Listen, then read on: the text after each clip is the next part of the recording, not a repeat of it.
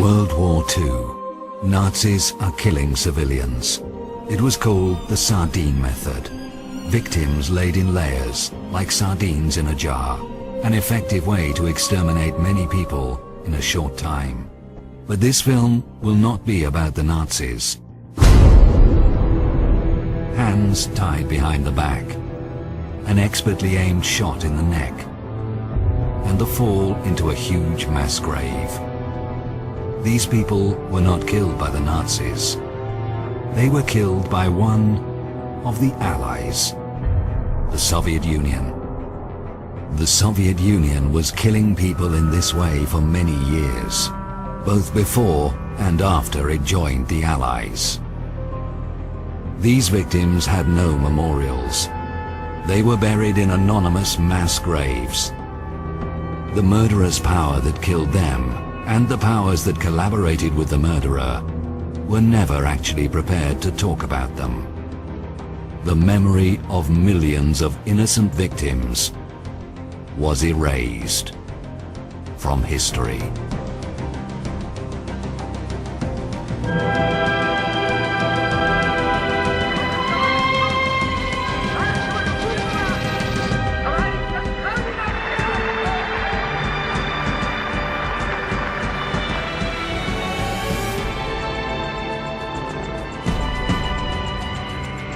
Youth throughout the world likes to make jokes using popular symbols of the past. While the Nazi swastika is considered to be a bad joke, Soviet symbols are not. Communism, after all, was not Nazism. It was about equality and harmony. There was nothing wrong with the idea itself. Well, actually, there was. There was something which made it different from the other utopias. Lenin believed in what he called the war of classes, which meant that the ultimate harmony can only be reached after certain groups of people are killed. Initially, when communists come to power, and that doesn't matter where, let it be in Russia, in Poland, in Cuba, in Nicaragua, it doesn't matter, in China.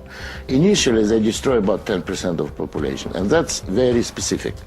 This is used not just to kill enemies, they're not enemies, it's to restructure the fabric of society. It's a social engineering. Top intellectuals, best workers, best engineers, they would kill them all. And then they will try to restructure the new society.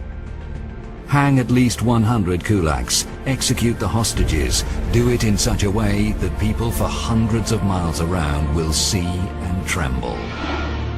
Lenin. In 1917, the communists seized power. Lenin now had a chance to apply Marxism to real life. Those who resisted were shot.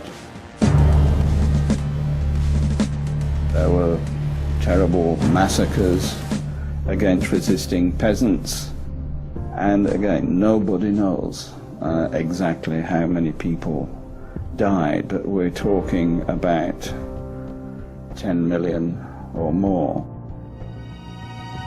But even the most ruthless terror could not break popular resistance, particularly in the ethnic republics, where communist terror was entwined with national oppression, as it was in Ukraine.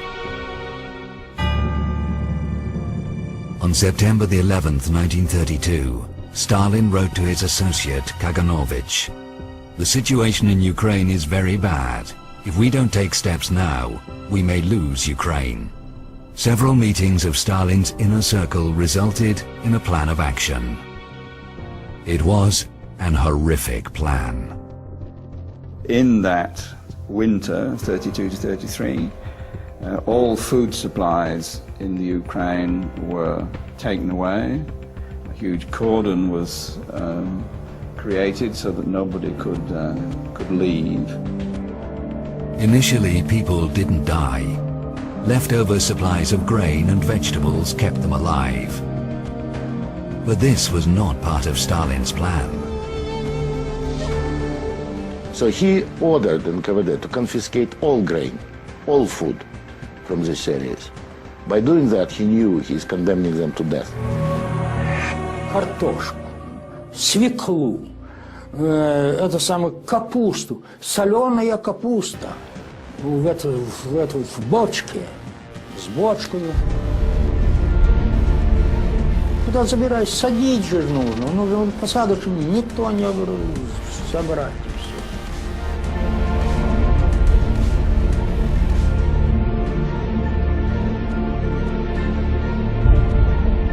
Когда было изъято продовольствие у крестьян, им еще и запретили выезжать, искать его в других местах.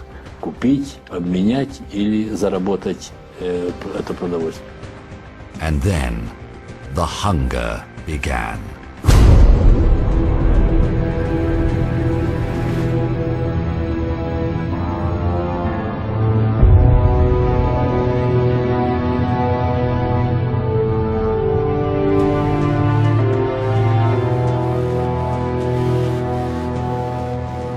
Они умирали. Причем в города их тоже не пускали, старались не пускать. Там стояли заградительные отряды, которые саживали этих умирающих, голодающих с поездов. И некоторые умирали прямо вот на вокзалах или на подъездных путях, там, к Харькову, Киеву.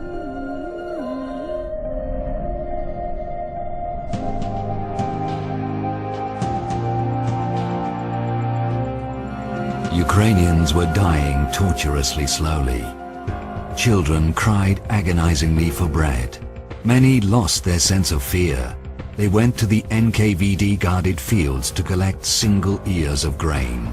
They were shot on the spot. But most of the victims died slowly, at home.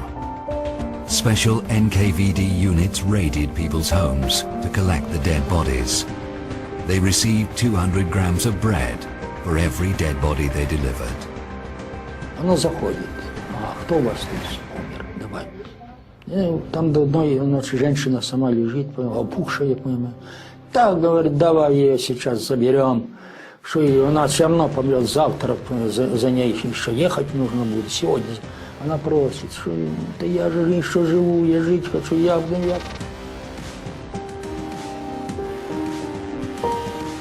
Скинули з рота. Як стануть землею закопувати, то я мала не ходила на кладбище, а люди такі вже дорослі ходили. Казали, земля ворушилася, як закриють цю землю. Many were buried alive.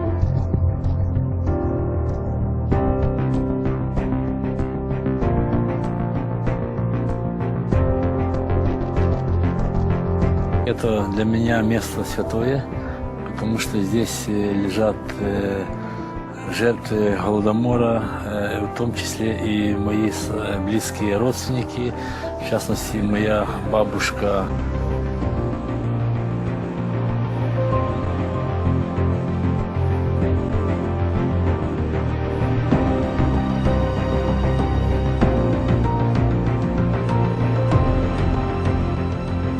Years later, the Nazis will exterminate millions of Jews. They will take away their gold, melt it down, and deposit the bars in Swiss banks. We don't know what communists did with the gold confiscated from these people, and was there any gold? What we do know is what communists did with the grain taken from them. It was exported to the West. Millions upon millions of tons. Despite the famine, the export of Ukrainian grain was increased to the maximum level. The Western media reported both on the scale and character of the famine genocide. Ukrainians were being exterminated in front of the whole world. But the world did nothing to help them. 7 million people were starved to death in the space of 1 year. Mankind has never seen a more efficient extermination program than the one in Ukraine during the winter of 1932 and 33.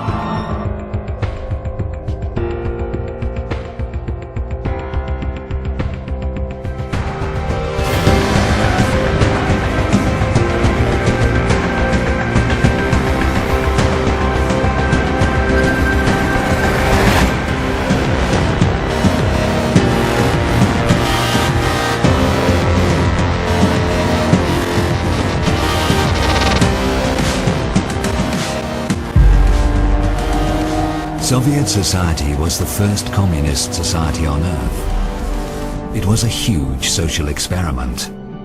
The agonizing death of 7 million Ukrainians had a wider meaning, in the distorted vision of the communist architects. You have to make the revolution, then establish the dictatorship of proletariat, and then the birth of the new man can be possible. The birth of the new man was the ultimate aim of Marxism, breeding a new evolutionary form of human being who will think, look, and act differently. But communists were not alone in this endeavor. Wir müssen einen neuen Menschen erziehen und zu einer neuen Lebensform zu führen. Hitler's National Socialism was also about creating a new man. In both systems you have an ideology which has the ambition of creating a new man. That means that both systems don't agree with human nature as it is. They are at war with nature, with human nature. This is the root of totalitarianism. And you find it both in Nazi. Nazi, it's an ideology based on false biology, and communism is based on false sociology. But both systems have an ambition of being scientific and resting on a scientific basis. The main scientist of Nazism, Alfred Rosenberg, confessed to the Nuremberg Tribunal that Hitler had misused the idea of National Socialism. Indeed, the idea, in the Nazi view, wasn't so bad after all. Healthy, beautiful, blonde and happy people.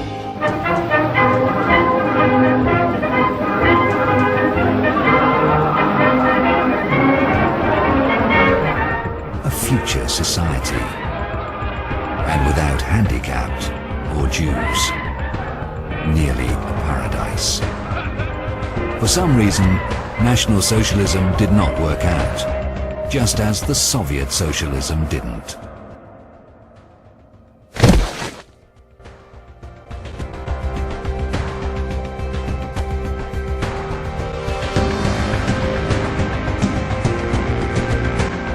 Both left thousands of mass graves, millions of murdered people.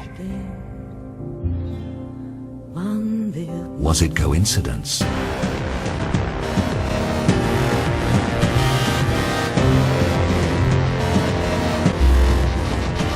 don't think many people know that only socialists publicly advocated genocide in the 19th, 20th centuries. I think that's a very little known fact, and it seems shocking if you mention it. I've lectured on it here and in other universities, and it's always greeted with a sense of shock.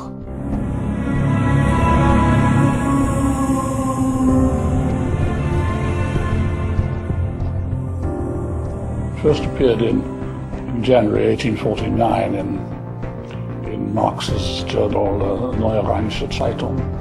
Engels wrote of how the class war in Marxian terms means that when socialist revolution happens, the class war happens, there will be primitive societies in Europe 2 stages behind, because they're not even capitalist yet.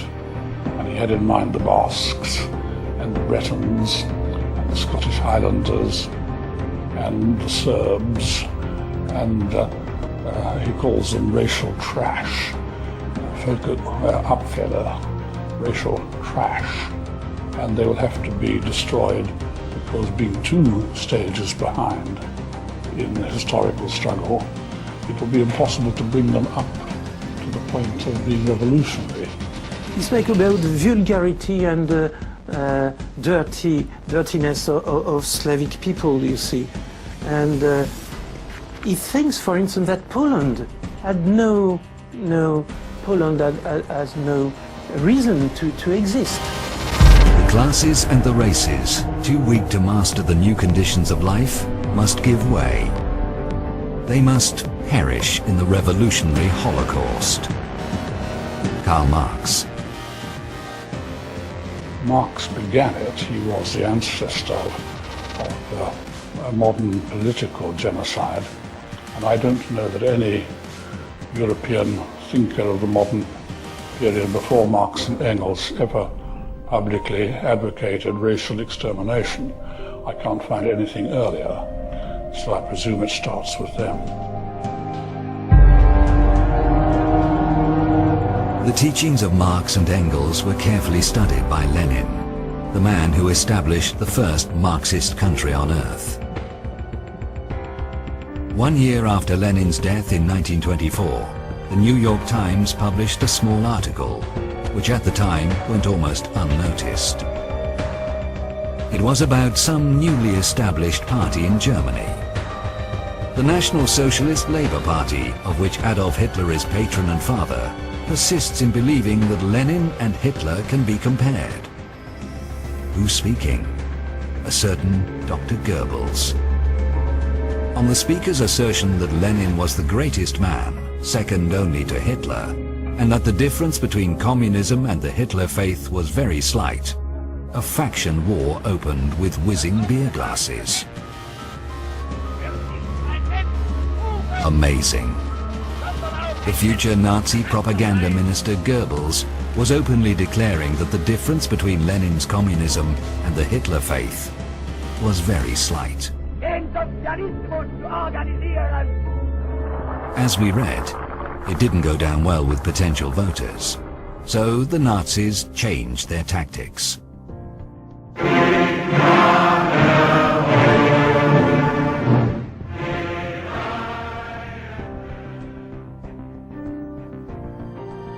Their early campaign posters quietly disappeared. They never again publicly stressed their resemblance to communists. In the inner circle, however, the Nazis and Hitler were more outspoken. Hitler often said that he had learnt a great deal from Marxism, from reading Marx, I mean. The whole of National Socialism is based upon it, he said, meaning doctrinally based.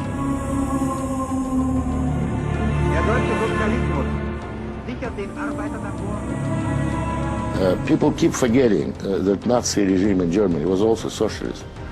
It was, they officially were called National Socialist Workers' Party. So it's a branch of socialism. The Soviets were international socialists, and those were, in Germany, national socialists. So it's the same thing in reality, only slightly different interpretation.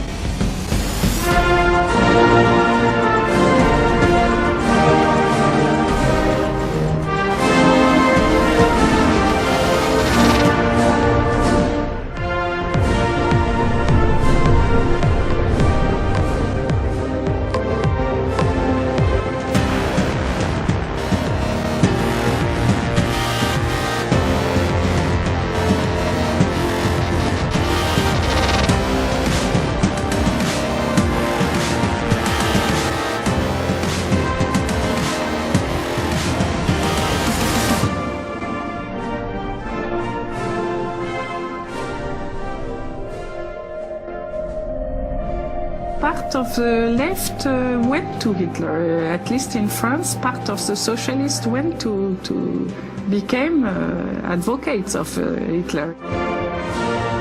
The popular British playwright Bernard Shaw supported Hitler in the mass media. The left supported Hitler not because he deceived them.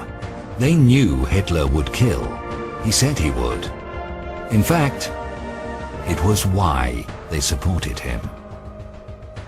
You must all know half a dozen people at least who are no use in this world, who are more trouble than they are worth. Just put them there and say, sir or madam, now will you be kind enough to justify your existence?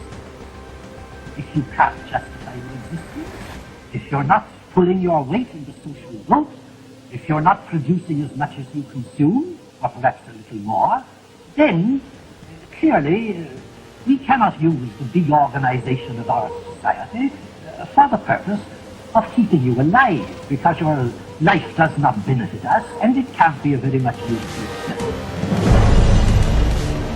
Bernard believed in mass killing by category, not usually by racial category, but by category, you know, the idle, the unfit. Killing off the parasites within society was what Marxian socialism was about. It demanded in a London newspaper that the scientists should devise a humane gas. I appeal to the chemists to discover a humane gas that will kill instantly and painlessly. Deadly by all means, but humane, not cruel.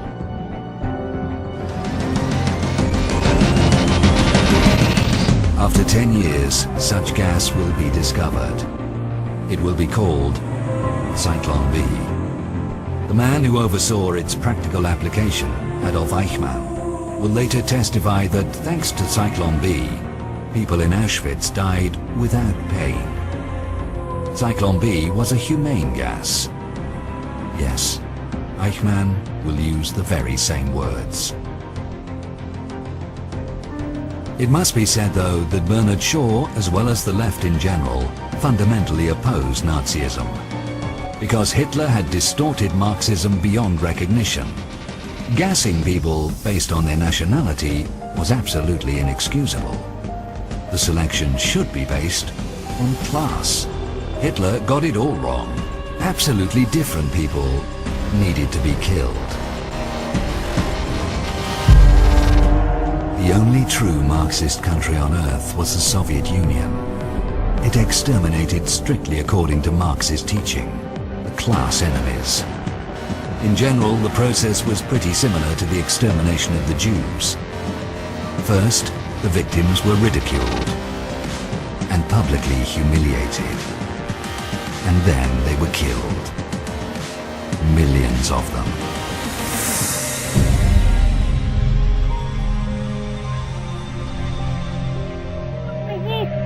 Ведут сейчас с нами вместе разоблачить и еще можем больше разоблачить, которые остались. Никто не стесняйтесь, не бойтесь.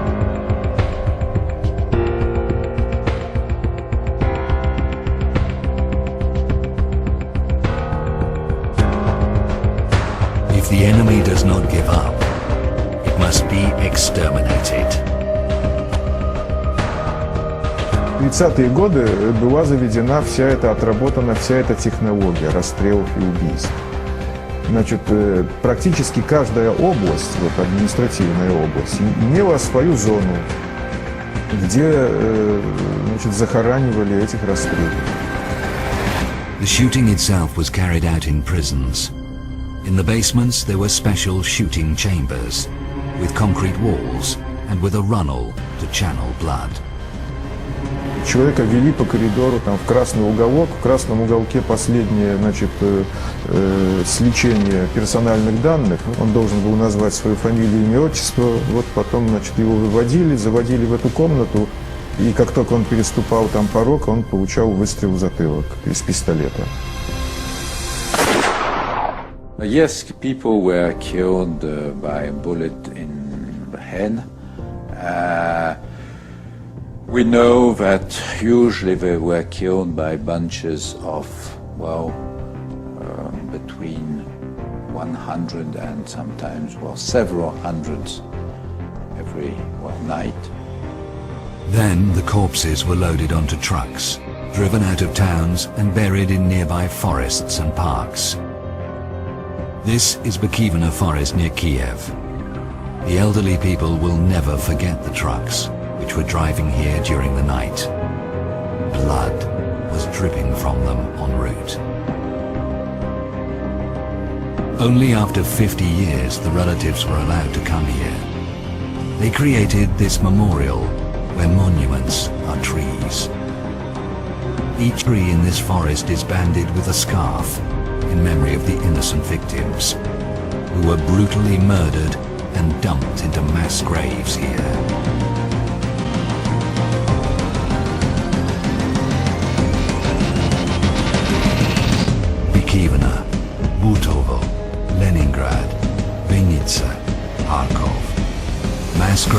embittered the whole country.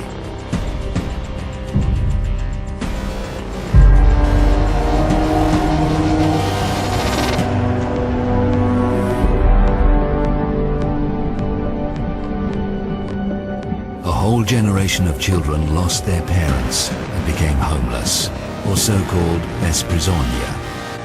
Millions of them were begging for bread in the streets of Soviet cities. It was an embarrassing sight, especially if foreign friends came to visit Moscow. And Stalin tackled this problem. Stalin authorized in the middle of the 30s, because there was this problem of bezprizonia, he authorized the children to be shot from the age of 12.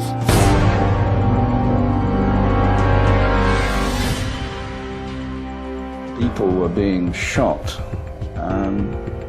day and night throughout the biggest country in the world.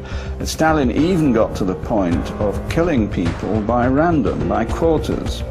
Let's say 100,000 in Tambov district. Okay, that's it. Whoever they grabbed and shot will be fulfilling quota. They wouldn't care about names. Then after the quotas were fulfilled, the local authorities would report to Stalin, to Central Committee, and ask for additional quotas. Хрущев просил лимит, вот так, там что-то ему там разрешалось, что-то 7 или 8 тысяч врагов народа. Он просил, дайте мне лимит на 17 тысяч. An additional quota will be given, and after fulfilling, they would again ask for additional quota, and so it will go in circles. It was like mincemeat machine, you know, it was just killing and killing and killing. Сталин, как человек, у которого весь в крови, я все это видел, его резолюции, когда пачками он подписывал вместе с Молотовым, Ворошиловым, Кагановичем, Ждановым. Это самая пятерка была инициативная. Молотов всегда добавлял заменить 10 лет на расстрел. Пачки.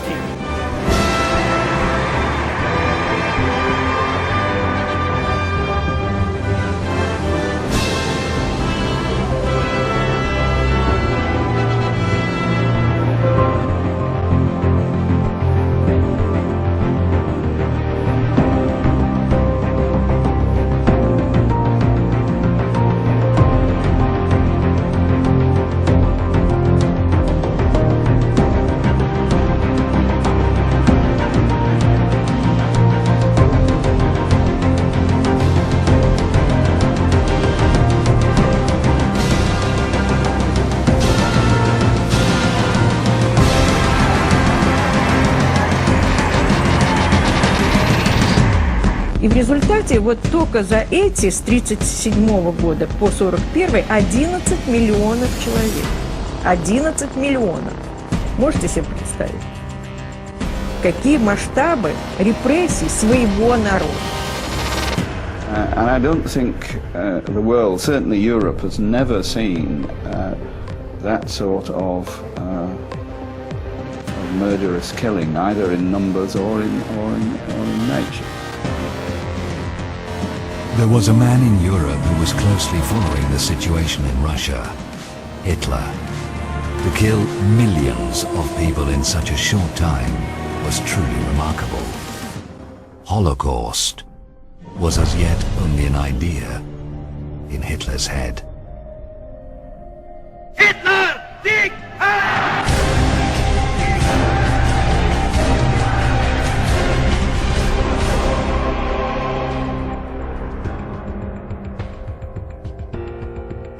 Vor uns liegt Deutschland, in uns marschiert Deutschland und hinter uns kommt Deutschland.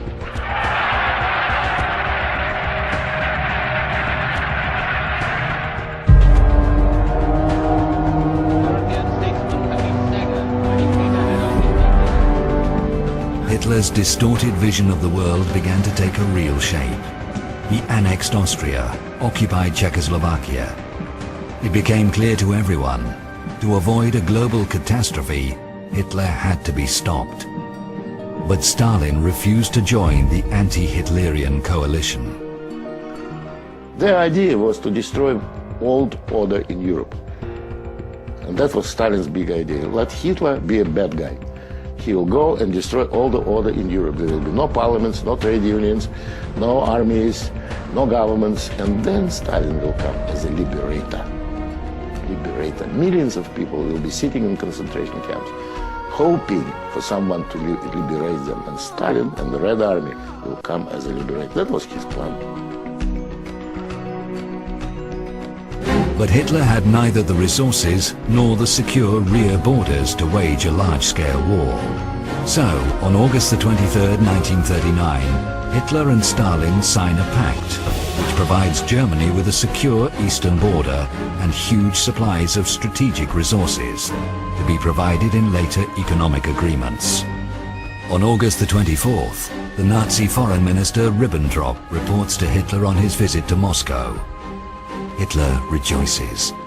Now he has everything he needs to start the World War. September 1st, 1939, Hitler attacks Poland from the west. Poland is desperately resisting the Nazis. But then, on September the 17th, Poland is unexpectedly attacked from the east by the Soviet Union. Действия, которые совершило советское руководство, отдав приказ о вторжении на территорию Польши, согласно всем нормам международного права, не могут расцениваться никак иначе, как, так сказать, совершение агрессии. The Luftwaffe's bombers were attacking Polish cities, and the Soviet radio transmitter in Minsk guided them to their targets.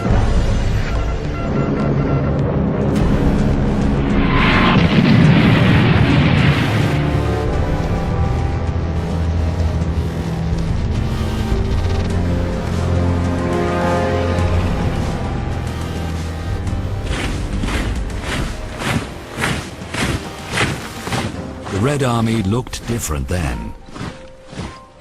It entered the Second World War, side by side with the SS. Local populations sometimes could not tell the difference between the two. So, to be sure, they addressed both. The German army met the Red Army in the middle of Poland, and then the two totalitarian monsters, Soviet and German, divided the country between them. The Soviet press depicted the whole thing as a fight against Polish fascism. The peace-loving Nazi Germany and the Soviet Union were fighting aggressive Polish fascism.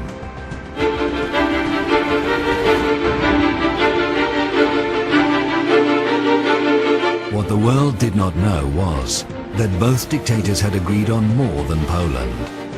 In a secret protocol signed in the Kremlin a week before the war started, Hitler and Stalin agreed on the division of Europe. Сначала в этом проекте, который предлагал Риббентроп, этого не было. И вот как ни странно, инициатором составления вот этого тайного дополнительного договора был Сталин сам. А мы отрицали, понимаете, потому что он настолько, как говорится, агрессивный, что это не к лицу коммунистической партии, отрицали, что не было такого до последнего дня все время отрицали. By this secret protocol, Hitler gave the green light for Stalin to occupy a number of European countries. The first on the list was Finland. When the first bomber planes came to bomb Helsinki, the autumn, November 39, Finns thought that those Russian bomber planes were lost, simply that they're bombing Helsinki by accident. Again the Russian bombers zoom over Helsinki. Again a proud city is shaken by the roar of destruction. Just feel your own heart beating faster as you see the buildings falling under the impact of the bombs. Moscow labeled Finland a fascist regime and launched a massive ground attack.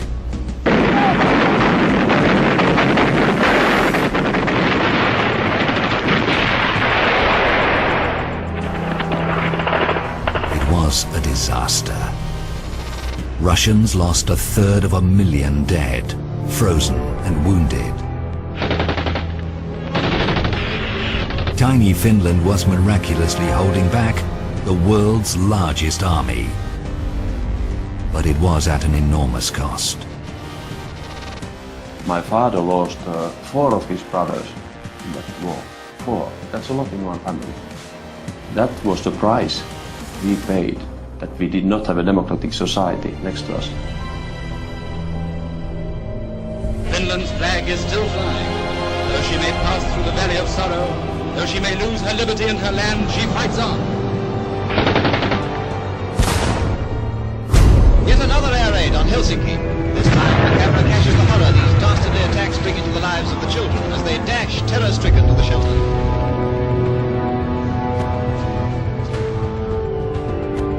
People cowering against a wall or safety from aerial death. This is the mark of warfare against women and children. As the Russians retreat from the Arctic villages, even if they can't win, they can still burn and destroy. For its brutal aggression against Finland, the USSR was expelled from the League of Nations.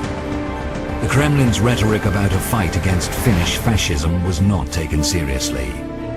Only 3 countries had previously been labelled as aggressors by the League: militaristic Japan, fascist Italy, and Nazi Germany. Now they were joined by the Soviet Union. In Europe, the Soviet Union had only one ally left: Hitler.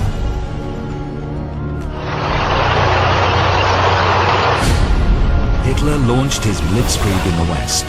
Nazis occupied Denmark, Belgium, Holland, Luxembourg. Norway was invaded with the direct help of the Soviet Union. Stalin provided the Nazis with a Soviet naval base near Murmansk, from which Hitler launched his attack on Norway.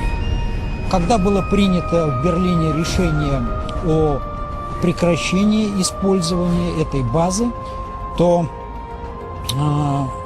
было направлено соответствующее благодарственное письмо адмирала Рейдера, наркому военно-морского флота Кузнецова, с выражением большой благодарности за услуги, оказанные германскому военно-морскому флоту. Stalin wrote to the Nazi foreign minister Ribbentrop, the friendship between Germany and the Soviet Union was sealed by blood. Apparently, he meant the blood of the Soviet and Nazi victims. And friendship it was. Soviet and Nazi officers were meeting and discussing the progress of the war. This is December 1939. The progress was good, and the prospects looked even better. There was reason to celebrate.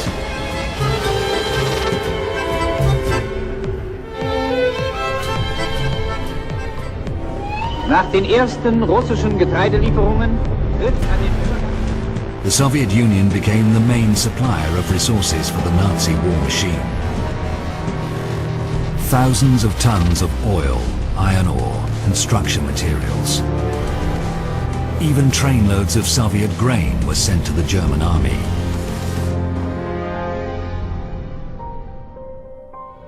Soviet citizens were starving, but their government was sending food to Hitler.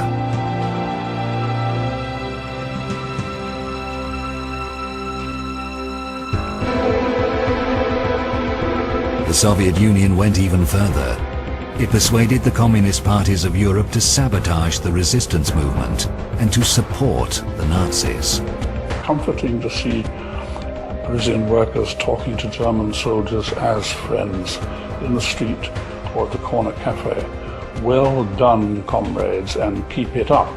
Even if it displeases the middle classes, the brotherhood of man will not remain forever a hope. It will become a living reality. That is the French Communist Party in July 1940.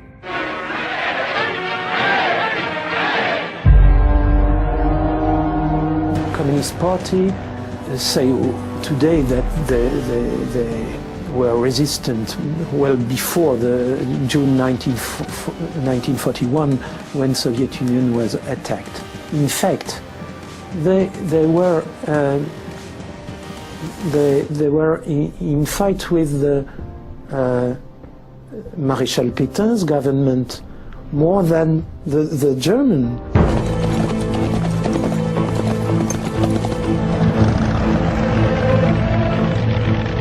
In June 1940, Hitler crushed France. Stalin, meanwhile, occupied Lithuania, Latvia, and Estonia. The only country in Europe still resisting Hitler was Great Britain. If Great Britain goes down, the Axis powers will control the continents of Europe and Asia and Africa and Australasia and the high seas. And they will be in a position to bring enormous military and naval resources against this hemisphere. The US President Roosevelt regarded the Soviet Union as an Axis power. It was evident to everyone Stalin was in the fascist camp.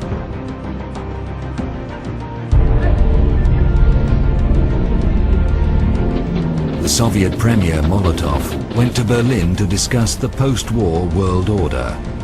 He arrived with a list of territories the USSR was interested in.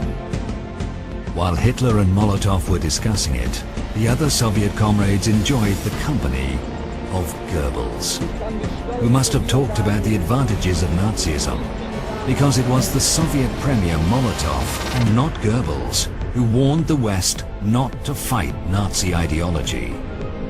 More than that, in his address to the Supreme Soviet in the Kremlin, Molotov declared that fighting Nazi ideology was actually a crime. It was published in all the largest Soviet newspapers. Later, that page will disappear from the public libraries of the USSR, along with many other pro-Nazi statements of the Soviet government.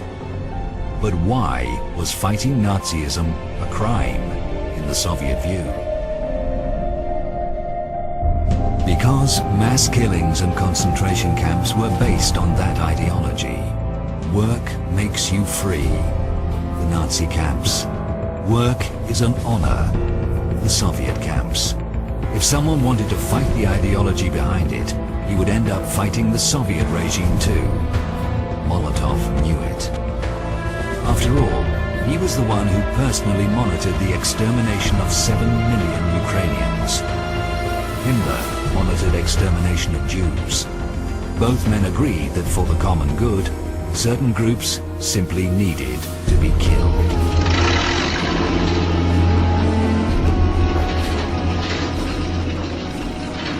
Winston Churchill made no secret that to him, Nazi and communist ideologies were pretty similar. In his view, Nazism was a form of communist despotism. The hateful communist despotism, as Churchill called it in 1940, eventually won, with the help of the Allies. Here it is celebrated, the 60th anniversary of the Great Victory, an historical parade, no less historical than the first Soviet victory parade in World War II, together with the Nazis. Die kommandierenden Generale der deutschen und sowjetrussischen Truppen nahmen gemeinsam den Vorbeimarsch ihrer Formationen ab.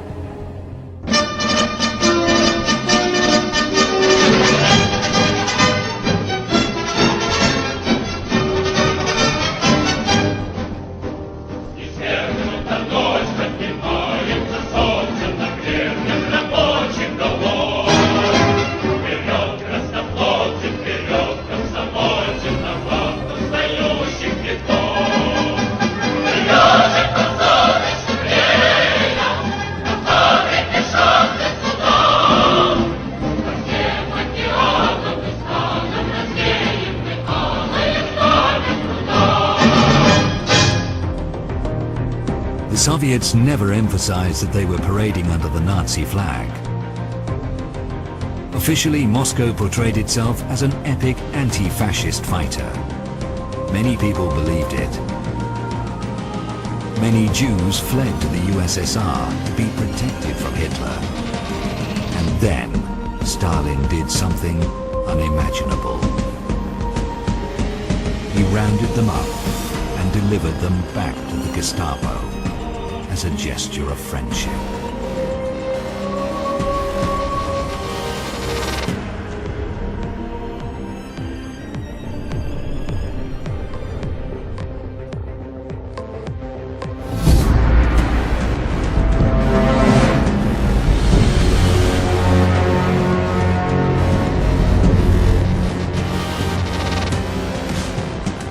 Take a look at this footage again. A Soviet officer greeting his SS colleagues with a Nazi salute. The Nazi SS and the Soviet NKVD, the Stalin security police, cooperated very closely. Archive documents reveal the enormous scale of this cooperation. Lists and lists of German communists and Jews which Soviets were delivering to the Nazis. December 1937, April 1938, May 1938, November 1938. Most of these people perished in Nazi concentration camps. But the SS-NKVD partnership was not limited to the extradition of common enemies. NKVD was training Gestapo. The Soviet machinery of terror had been operating for 20 years before the Nazis even started. Делегация германских гестапо, СС приезжает в Советский Союз учиться, как строить концлагеря. Посещали концлагеря, как это нужно, как огораживать, как ставить. The Soviet officers, in turn, went to Nazi-occupied Krakow to meet with their SS colleagues. The Jewish question was high on the meeting's agenda. Soviet officials coordinated the deportation of Jews personally with the SS Brigadeführer Otto Wächter, one of the masterminds of the Holocaust. He moved the Jews to the Krakow ghetto and later arranged their extermination in gas chambers. The fact that the Soviets collaborated with the SS is not denied by Russia anymore. What is still denied is that this collaboration was based on a written agreement. На немецком языке, да? Открой, пожалуйста. Вот подпись Берии. Это на немецком языке, да? Волмахт, что-то. Совершенно секрет. Перевод с немецкого языка. Рейхсфюрер СС, начальник Главного управления безопасности, Берлин, 3 ноября 1938 года. На основании этой доверенности мой представитель штандартенфюрер СС Генрих Мюллер имеет поручение подписать в Москве с руководством органов безопасности Советского Союза соглашение о совместной деятельности между НКВД и Генеральным управлением безопасности Германии, на которое мы возлагаем большие надежды, подчеркнуто 2 раза рукой Берии, связанные с укреплением мира и безопасности между нашими странами. Группенфюрер СС Гейдрих, подпись. Мамулов. Мамулов, да? Мамулов это да. Самое. Здесь приобщите к основному документу Лаврентий Берия. Подпись личная. This document was smuggled out of the presidential archive in Moscow by one of its workers. It was shown on Russian television. Later, this footage disappeared from the TV archive. Ты хотя бы почитай, что внутри. Я сейчас. Так, показать. Ну вот давай обсуждать, потому что эта страна должна знать, потому что это геноцид. 20 миллионов жизней отдали за то... Unlike the official Kremlin, the former Soviet officials who had access to the Central Committee, now Presidential Archive, affirm the existence of such an agreement. Vladimir Karpov, former military intelligence colonel, 2 times hero of the Soviet Union, member of the Central Committee, the top Soviet Leadership Council. Convoys bringing in the entire Politburo and party bosses from every corner of the country. This man, Vladimir Karpov, said that so many problems had now mounted up that the way things were run had to be changed. We spoke with Mr. Karpov in his Moscow apartment in Kutuzovsky Prospect 26, the house of the former KGB chief Andropov and the Soviet leader Leonid Brezhnev. Был заключен тайный договор между КГБ и НКВД, тогда называлось НКВД, и Гестапо о сотрудничестве. Тоже меня, значит, обвинили, что это чепуха, и такого не могло быть. Мы интернационалисты, мы не могли, значит, заключить такой договор. Вот это совершенно противоречие между тем, что сталинский режим – преступный режим, а во внешнеполитической области вроде и не преступный. Понимаете? Тут, если он преступный режим, он во всех областях действует преступно, в том числе и во внешнеполитической. И это надо признать раз и навсегда. But Moscow does not accept it. It does not accept the criminal nature of the Soviet regime. Any documents revealing it are usually declared fake, like the secret protocol dividing Europe. Interestingly, in this case, the Kremlin's denial is supported by one Western historian, David Irving, more famous for his denial of the Holocaust. But why would he deny the authenticity of this agreement? We can only guess. A quote from the document. Органы НКВД возлагают на себя обязательство предложить советскому правительству программу по отстранению лиц еврейской национальности от органов власти, о запрещении использовать евреев и лиц, происшедших от браков с евреями в области культуры и образования. Вот подписи. Начальник Главного управления государственной безопасности Народного комиссариата Берия и представитель начальника Главного управления безопасности Германии штандартенфюрер СС Мюллер. Вот его подписи, вот печать. Sounds quite shocking. But what is more shocking is that in today's Russia, these actions of Stalin are still being justified at the highest level. The former defense minister of Russia, Igor Rodionov. Это была война, настоящая война. Это была война с еврейским фашизмом внутри государства. Rodionov is just one of many in Russia today who believe that helping Hitler to fight Jews in the 1930s was actually a noble fight against fascism. Jewish fascism, as it is now called in Russia. In 1939, Stalin sacked his longtime foreign minister, Litvinov.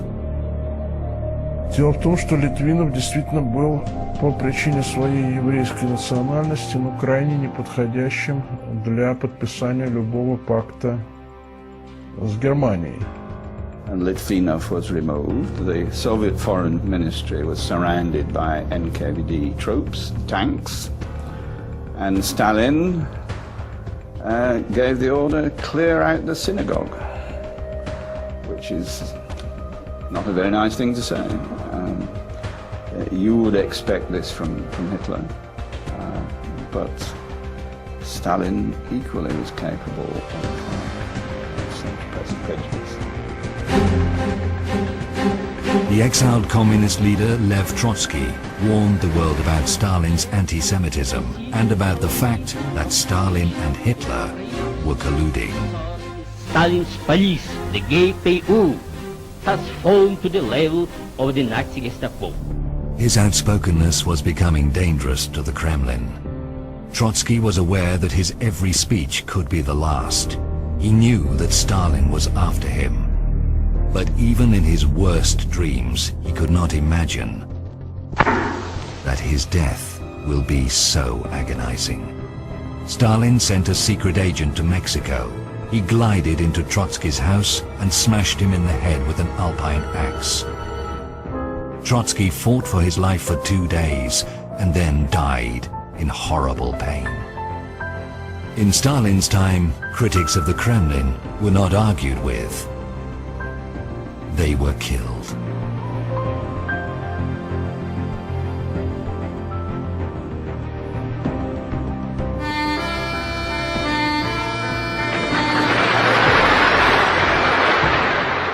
The Soviet Union, like Nazi Germany, did not just commit criminal acts. It was a criminal enterprise in its very essence.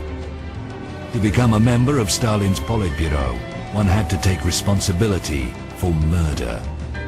To be trusted, like in a criminal gang.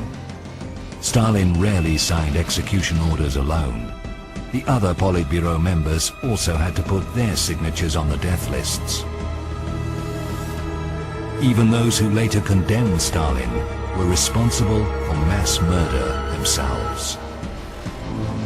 Comrades were united by common crimes.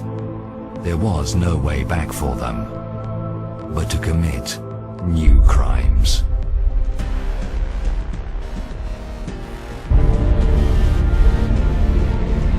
In March 1940, in a forest near Katyn village, 8 huge pits were dug. Heavy trucks brought in people. They were Polish army reservists, doctors, engineers, teachers. They were ordered to get out. No one was supposed to see what happened next, but the noise of trucks deep in the forest seemed unusual to the forester. He was locked in for 25 years, incommunicado, under false name.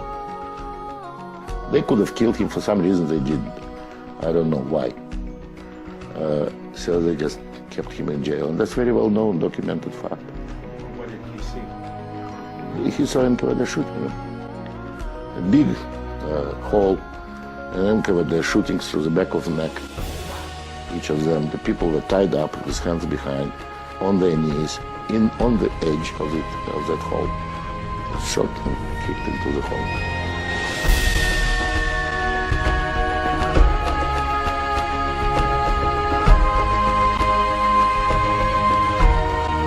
Политбюро ЦК ВКПБ приняло решение всех этих военнопленных из этих 3 специальных лагерей расстрелять.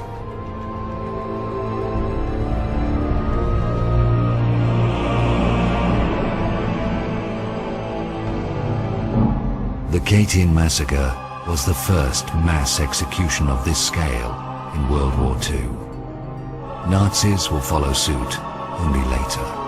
Mass murder in Katyn unleashed the industrial killing, which will soon turn World War II into the most bloody carnage in human history.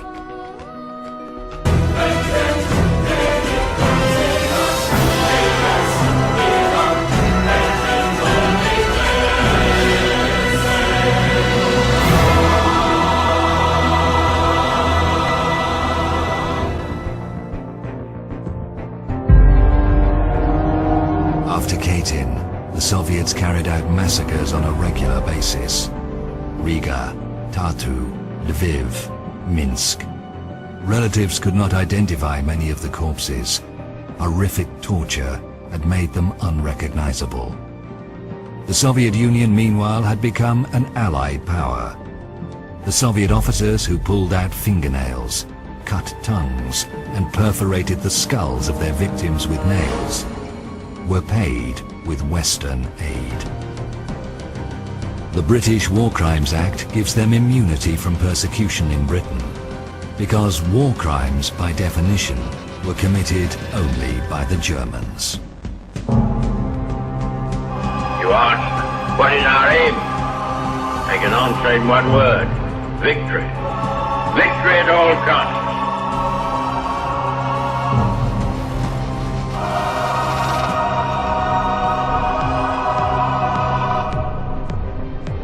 The entire Western world has lived for 60 years on the assumption that all crimes were Nazi crimes, and it's very difficult to change it.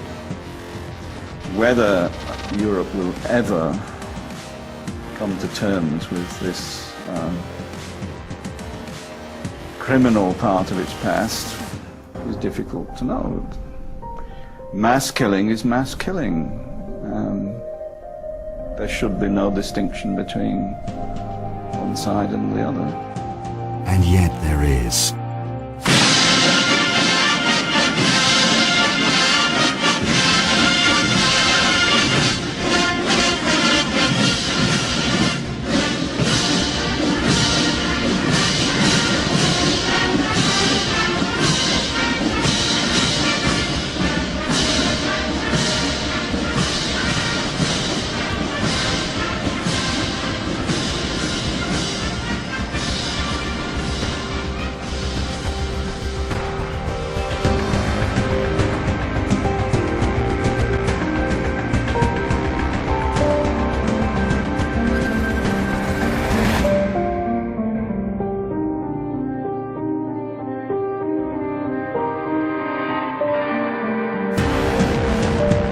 Soviet officers who shot more than 20,000 unarmed people were decorated. Майор Супруненко, который расстреливал в Катыни, получил тогда низший орден, который был, это знак почета. Трудовой орден, ну там же работа же. А Серов, который потом был председателем КГБ, он за расстрел польских офицеров получил орден Ленина. Это была высшая государственная награда.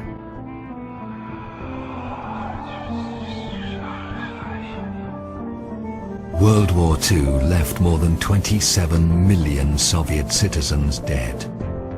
The Communist Party always tried to decrease that number. Why? Because only a fraction of them were killed by the Germans. You have to remember that when the Red Army marched, behind the Red Army was a second army, the NKVD army, which had its own tanks, its own machine guns and so on, firing forward so that nobody could move back. Когда пришли наши, то специальные части снимали жетоны с наших солдат. Viktor Baturin, chairman of the Russian Military History Association, tells the shocking story of how, after major battles, special Soviet units raided battlefields and tore the dog tags off the dead Soviet soldiers to make them unidentifiable. No other country in the world has treated its war dead in this way. Due to the appalling policies of the Soviet authorities, more than 1 million Soviet citizens joined the Nazi side. Клянусь быть верным и беспрекословно повиноваться вождю и главнокомандующему всех освободительных армий Адольфу Гитлеру. They were turned against their own people. Those who refused were ruthlessly dealt with by the Nazi collaborators. Надеюсь, среди нас найдутся шкурники или провокаторы, то мы сами беспощадно расправимся с ними. The Great Patriotic War was drawing to the close. Stalin was at the height of his glory. He knew quite well that nobody would ever judge the vanquisher of Hitler. So, at the end of the war, he carried out some of his most horrible crimes. Stalin exiled about a dozen of nations completely, part and parcel, young and old, women and men, even members of the Communist Party among them. They were all exiled to Central Asia, to Kazakhstan, Chechens, Ingush, Kalmyks, Karachaevs, Crimean Tatars, a dozen of nations completely wiped out. The Soviet deportations, although on a much bigger scale, were similar to deportations by the SS. The descriptions are just horrific. 60, 70 people in a closed cattle truck with no sanitary provisions, just a hole in the floor, packed so tightly that they had to stand up, they couldn't sit down. And when the train stopped, they would unload hundreds of corpses of people who died on the way. Un tā vilkām trīs, vēl divas krievietes ar ragutījām vilkām uz kapiem. Šausmīgs sniegs bija par upi vilkām. Bet tad tiešām, ka mandēliņu vilka, tad tos sargi bija noņemti. Tā jau viss, kas mira, bērns glabāja pie privātajiem. Tos neskaitīja, ka tie ir apcietināti, tos pie privāti. Mums jau rakpuro. Un tad viens atkal bērnīši nomira. Tad es neatceros, cik vai bija pusgads vai gads bija. Tad es atkal vilku to. Un tad es tikai aizgājis pie savu dēlu. Un tā bija pēdīga reize. Vienreiz es apcietu.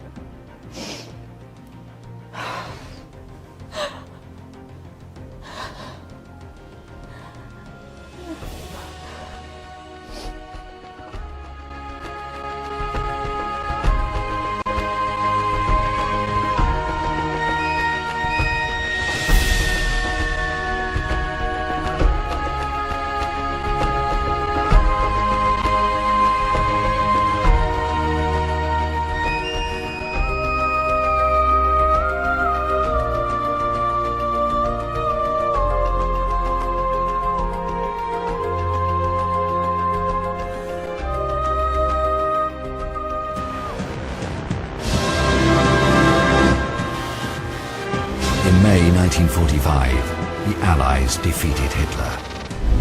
This horrible film footage was shown in the West, a Nazi concentration camp after liberation. But only a few understood what they were actually seeing. The site was being cleared for new inmates. The Soviets did not destroy the Nazi camps. They continued to use them after the war. The agreement which Stalin made with the West affected the whole of Europe for the next 50 years. So, although you can say the crimes are of the same order, the political outcome at the end of the Second World War quite clearly was very different for those two dictatorships. And it was also very different for the people of Western and Eastern Europe. The Soviet Union transferred a lot of ethnic Russians into the occupied Baltic countries. It was a clear violation of Geneva Convention, which forbids the transfer of civilians into the occupied countries.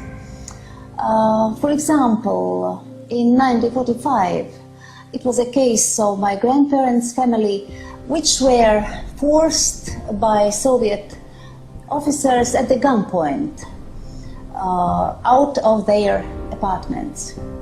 Afterwards, the Soviet officers settled there with their families. The Kremlin strategically orchestrated ethnic cleansing in the Baltics, so that the Russian settlers became a majority in all the largest Baltic cities.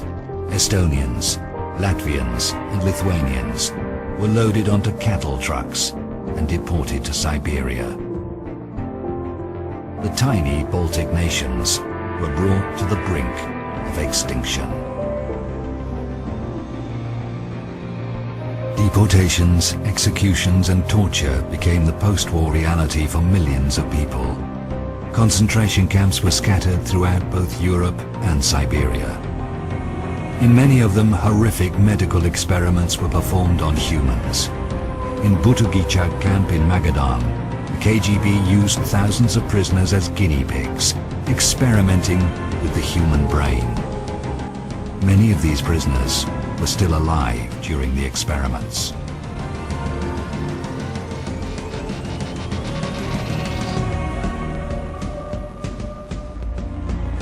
All of this happened after Nazism was defeated and memorials made to its victims. The victims of the Soviet death camps were buried in numbered graves. There is no memorial here, just a pile of the shoes of murdered victims, children's shoes among them.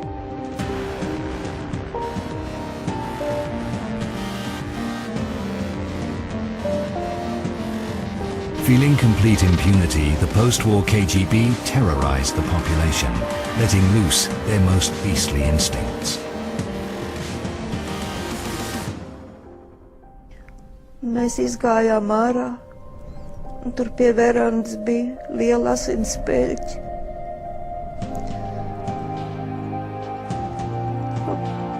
Tās asins savācām stikla burkā,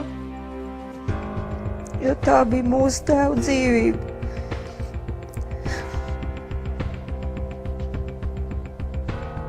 Man ir grūti stāstīt, man tā kā uzplēst ir jauna rēta un tāda, ka lasiņo.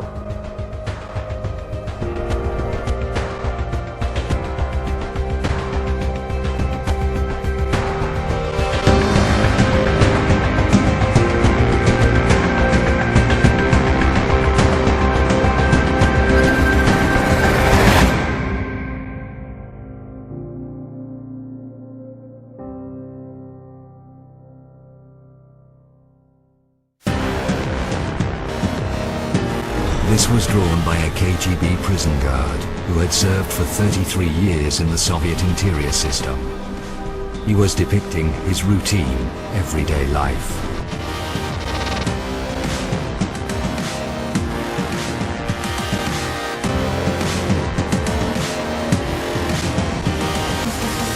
Who were these men? Who were doing these atrocities? Meet one of them. The notorious Jānis Dzintars. a KGB interrogator in the Soviet-occupied Latvia. He was particularly famous for his brutality towards women. The victims' testimonies paint an horrific picture of his interrogations. Female victims were beaten and tortured by several KGB officers continuously for 20 hours. Not everyone could endure it. The wife of Ernest Waltman, Veronika, was beaten and tortured by Dzintars and his drunk colleagues for 4 days. She finally committed suicide by hanging herself in the prison cell.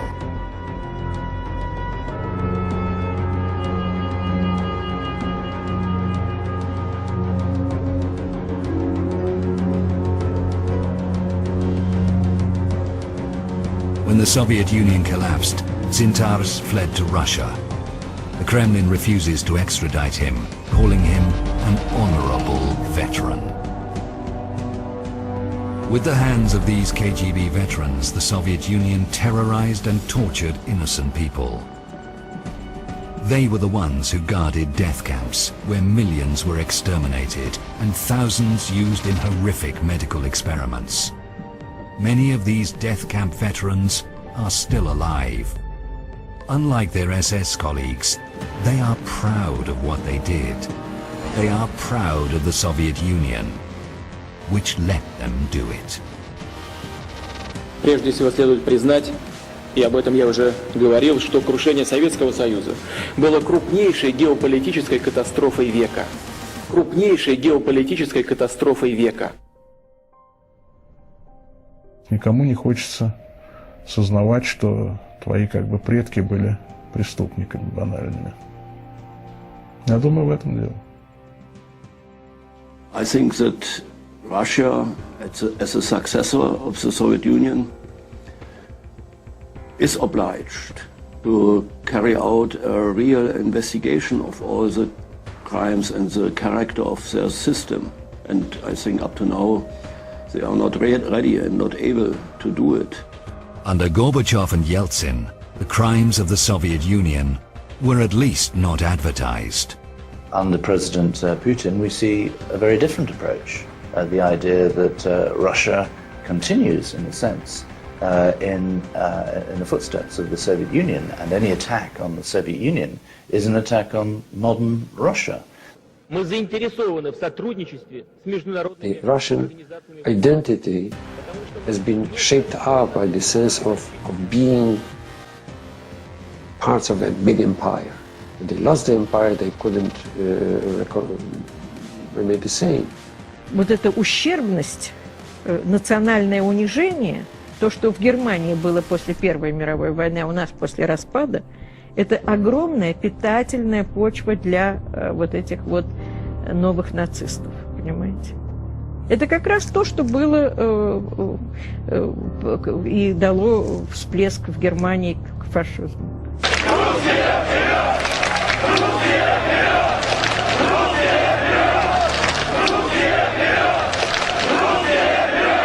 Со времен прихода Путина к власти, практически с конца 90-х годов, с началом Второй Чеченской войны, идет массовая ксенофобская пропаганда сверху. И у людей, в общем-то, появляется такая ненависть к инородцам, людям другого языка, другой веры, к другим странам. The former Russian defense minister Rodionov again. Практически все российские СМИ работают против России и народа, так как находятся в руках еврейской мафии. And the next speaker is Mr. Rogozin of Russia. Mr. Rogozin, you have the floor. Я работаю в Федеральном собрании России. Mr. Rogozin led the Russian delegation in the Parliamentary Assembly of the Council of Europe, where he repeatedly voiced his concern about the rebirth of fascism in Europe. At home, his agenda was a little different. The pre-election clip of his party.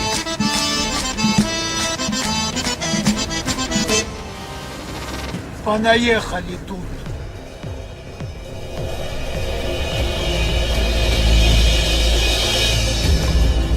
Подними и бери с собой.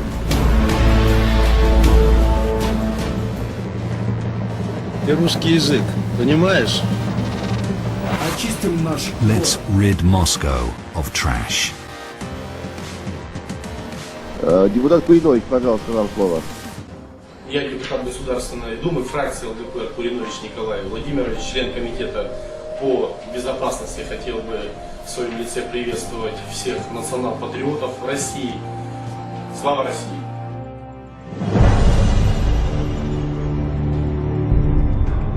The Nazi salute in the Parliament of Russia. If you think it can't go any further, you would be wrong. Наше арестование русский национальный социалист.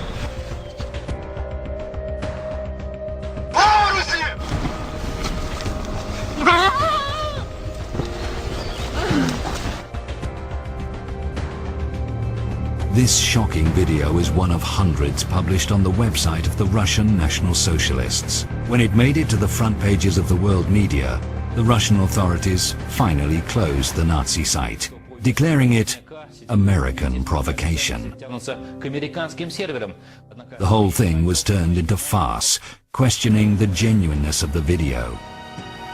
Unfortunately, the murders captured on these videos turn out to be genuine. Hundreds of them every year, all over Russia. And the grief of the loved ones is also unspeakably genuine. Turning human tragedy into a farce has become a norm in Russia. Ridiculing the Ukrainian famine or the Jewish Holocaust is the norm. Because killing can be justified, especially if it cleanses society.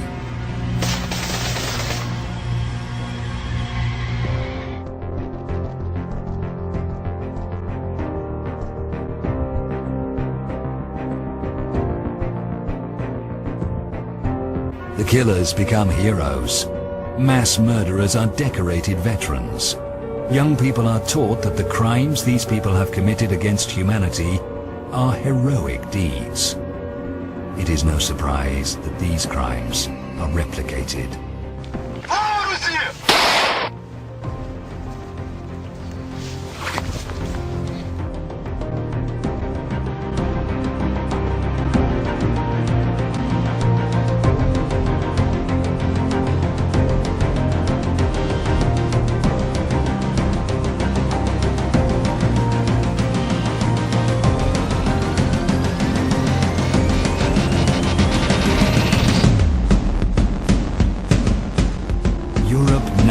The opportunity to condemn these crimes and to demand the extradition of those who committed them.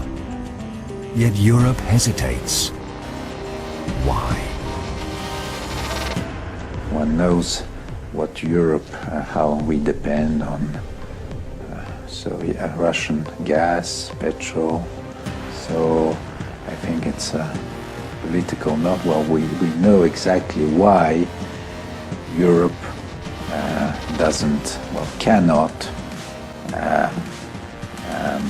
oppose Russia on so many issues. Unfortunately, Europe continues ignore Soviet crimes, mass murders, while millions of the victims are neglected by Europe. There is an equal right for all the victims to see those who committed crimes, to see them tried and sentenced. But this is not how the world works. And for example, in the case of Katyn, it's now known very well the names and addresses of many of the Soviet officers who perpetrated those crimes, who shot people in cold blood. Yet if there was ever an investigation, those murderers should come to Great Britain because they'll be safe, because in this country it's not regarded as a war crime.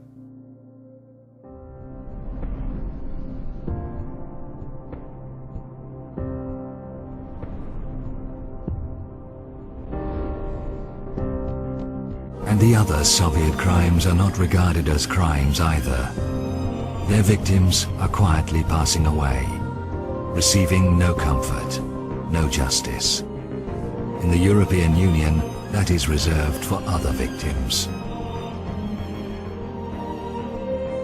Looking at this grey monument in the very centre of Europe, one can't help thinking that it stands here because, deep in their hearts, many Europeans still believe in what these two men so persistently maintained. That when inferior nations are being killed, it cannot be seen as a crime, because it makes way for the more advanced nations to build a better life. While this idea is alive, and while the spectre of these two men is haunting Europe, it will be very hard for its various nations to be truly united.